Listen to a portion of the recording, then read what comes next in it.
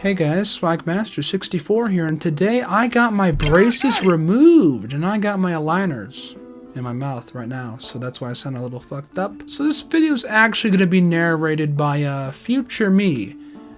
Future me will have a haircut and will not have aligners on for the narration, so I don't sound like a dumbass while I tell a very personal story about my life, something that has been affecting me for the past 12 years. So, cut to that guy. Thanks, me from the past. And yes, I do have a haircut. It is very bad. Now, I like to start this one off with a bit of a question. How was kindergarten like for you? Most people might not remember a whole lot from that time. Others might say that they had a nice experience. Or maybe they had a not so noteworthy time. But me? Damn, I wish I could forget about kindergarten. At least a little bit. If anything, I think I remember too much. From being in the back of my parents' truck on the way to sign myself up for school, to sleeping on the floor during nap time and having some kid call me a nickname that I still get called to this very day around school, to learning how to properly eat an apple. Yeah, that year of my life was quite the memorable time. And that isn't even everything I can recall. If anything, the biggest thing to have happened to me that year hasn't even been brought into the conversation yet. So let's begin. In August of 2014, I began my school journey for the first time with a happy, optimistic attitude. I liked exploring new places, trying new things, and meeting new people, as every kid does. By the end of the first month, pretty much everybody in my class had gotten to know each other at least a little bit. Some had even become friends. I myself made a friendship with this one kid who we're gonna call Gary in order to protect his identity. Gary and I had gotten along pretty well in class by this point, but according to my father, for some reason we randomly began hating each other out of the blue. In class, we'd be calling each other names constantly. At recess, it wasn't any better. Don't even get me started on the fights that we had on field trips. I mean, we were out of control, dude. This went on for a couple weeks until this one afternoon. The bus dropped me off in front of my neighborhood as usual. My mom was waiting there for me and we made the walk home together. Once we got home, I played with my toys in our porch like I always did, making them fight each other, making loud noises to sound like sound effects. Yo, what's good, Iron Man, bitch? Bitch! What? Making my parents lose tons of money by breaking almost every single one of my toys. You know, normal kid stuff. The sun finally set, meaning it was time to take a shower and go to bed. Growing up, I'd always splish, splash, and dance all over the shower. Meanwhile, my mom tried her best to scrub me, and this night was no different. After showering, I got into my Spider-Man pajamas and hit the bed, waltzing into dreamland. This seems like a pretty normal day, bro. What's so special about We are getting there, bro. Yep, this whole thing seemed like it'd be any other day for me growing up. But things started to go sour once I began dreaming. In my dream, I woke to find myself in the playground of my school. Looking around, I realized that I was the only one there. I walked up the stairs of the playground, preparing to go down the slide in front of me. Yet, as I'm about to go down, I see a figure in the corner of my eye. The friend turned enemy, Gary. We look at each other for about 5 seconds. Then he proceeds to kneel down towards me. I will not go into detail as to what Gary began to do to me, as it could mean the death of this video and possibly the death of this channel. But you could probably assume that it wasn't anything good. After doing what he had done for several seconds, he stops, looks up at me, and smiles. The dream ended right there. Many questions came into my head once I woke up. Why was Gary there? Why had I dreamt this? What did I see to have made me dream about this? Nothing was making sense in my head.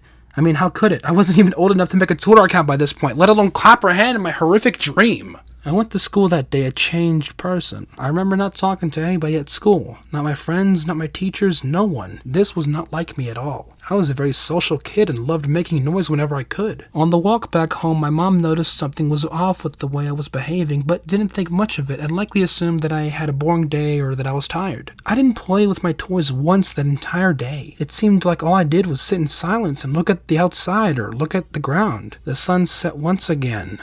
Shower time was approaching and I was anything but excited. I removed all my apparel, yet instead of getting into the shower, I stuck one toe into it, then ran into the corner of my bed, curled up in a blanket and began crying hysterically like never before. I couldn't keep my feelings bottled up inside anymore. My mom had never heard me cry like this before, immediately becoming concerned. Why was I so distraught? Through tears, I explained to her everything I had seen, except in my tear-filled retelling of things, there was only one key detail I left out of it.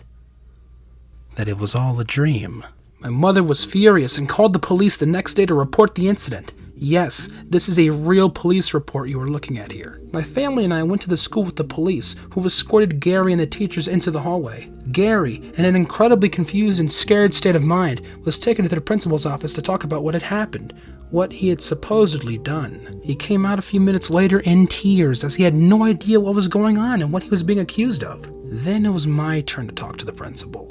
I can still remember sitting in that freezing cold room. Just me, the principal, and a police officer, I think. While the principal went over what was in the report, I had a sudden moment of clarity that not only was this whole situation being taken as fact, but that this never could have happened in the first place. I mean, how could nobody have seen this happen had it actually occurred? Why were there no camera recordings? Why was nobody else outside? In that moment, I remembered the most important part of the entire story and blurted out something along the lines of, "It was all a dream! It was a dream!" The principal looked upset and said the only thing I can clearly remember him saying, "We're not here to talk about your dreams.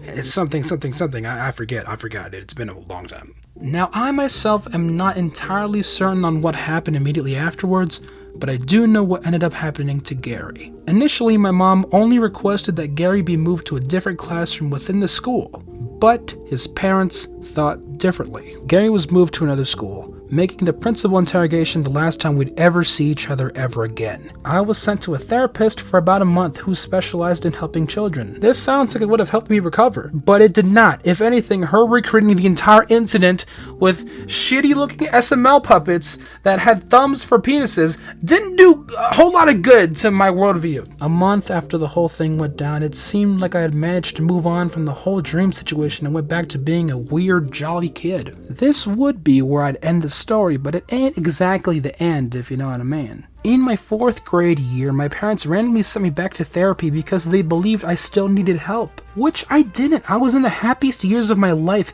yet this damn dream still managed to make a return. I went to that therapist for the entirety of 4th grade, which wasn't horrible as nothing bad happened to me. It's just the fact that this dream would be brought up in every session like it was still haunting me, even though it was clearly fine. If anything, these sessions made sure I'd never forget about it. Therapy would find its way back into my life in 2021 as I became majorly depressed during the pandemic. I saw a school counselor for my 7th, 8th, 9th, and half of my 10th grade year. I don't look back on those times in shame, however, as all the counselors I spoke with were incredibly kind, patient, and understanding people who I'd love to catch up with. I would speak to all those counselors about my dream, about how I wouldn't leave my life no matter how hard I tried to forget about it. And while I did make incredible progress in therapy in other areas that I'm incredibly proud of, it did not help me get over the dream that 5-year-old me had that one night in 2014. I stopped talking to school counselors near the end of my 10th grade year as the person I was talking to was offered a better position at Prisma Health. Plus, I felt like my journey with therapy had come to a refreshing, joyous end. These days, I'm a pretty happy dude on the inside. Sure, there's always going to be a little bit of self-hate within, but, nothing too serious. The only problem with me these days is the one this whole video is about, as due to the constant reminders of it throughout my life, it has popped up within my head 1 to 2 times a month, a year, for the past 8 years. Gary, if you're somehow watching, I'm incredibly sorry. I had no control over my dream. I mean, who the hell can control their dreams, right? I apologize if this incident has embarrassed you in the past or still currently embarrasses you now. I wish this whole thing would have never happened, as no lessons were learned. All that did happen because of it was pretty shit for both ends. The reasons I made this video are to apologize to you if you ever find this, to try and finally cleanse my mind of the past, and to warn any parents that might be watching, even though most of my audience are kids that don't need to see this. Parents, if watching, please monitor your children, as you never know what's going to affect them and how much it'll do so. My parents and I will never find out what I saw that caused me to dream what I dreamt, but I do know it must have been something similar as to what I saw in the dream. I want to thank you all for getting to the end of this video. I know it was probably uncomfortable, but I needed to make this. I'll pass the video back to me from the past now. Thanks for hearing me out. Have a wonderful day. So, that was the story. I'm sorry if this video wasn't what you expected, but then again, the story isn't what you'd normally expect to happen. So, there's that. Parents, if you're watching this, parents, just, monitor your kids. Make sure they're not looking at naughty stuff online, like Butterfly Gang videos that are up on the Guest User official channel. Subscribe. Thank you so much if you watched this whole video through. Thank you. You did not need to do this. If you liked this sort of stuff, well, guess what? It's never happening again. If you're new to my channel, well, thank you for watching this video, and hello. I am Swankmaster64, aka Emmanuel.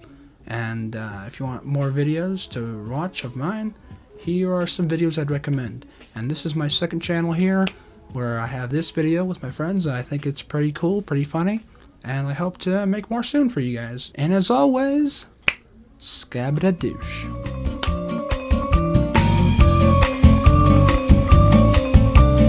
So I recently ordered a laptop off of AliExpress. I know, horrible decision already. A $20 laptop. How stupid could I be, right? Yeah, I was gambling with my luck. I knew I was most likely gonna get shit, and I was correct, because what the fuck is this? Why do I have papaya seeds now?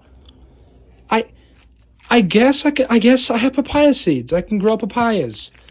How fun. Just